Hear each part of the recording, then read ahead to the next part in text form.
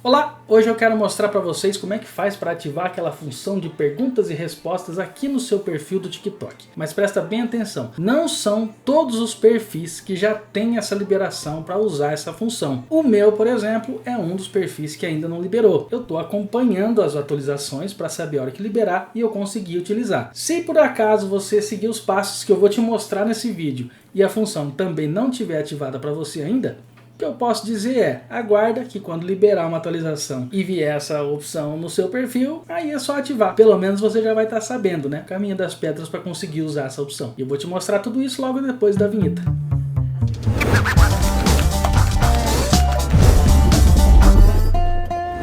Pessoal, aqui no celular então, eu já estou no meu perfil. Basta a gente clicar aqui nos três pontinhos. Você pode notar que tem ali gerenciar conta, privacidade, segurança e na quarta opção, para mim, aparece análise.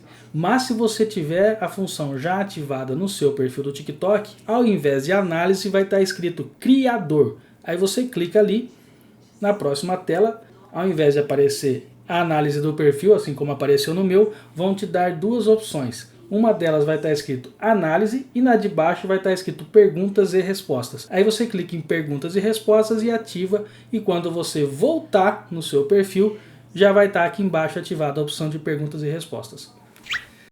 Bom, é isso. Se infelizmente para você também não apareceu, paciência, assim como eu, a gente tem que esperar uma atualização e conseguir utilizar essa função. Não tem muito o que fazer. Aproveita para me seguir aqui nas redes sociais, esse daqui é meu Instagram e meu Twitter, e agora eu também faço parte do Clubhouse, @AlexBassani, e meu TikTok, @AlexBassani e @Deixo a Dica. Vou ficando por aqui, a gente se vê num próximo vídeo, um forte abraço e tchau!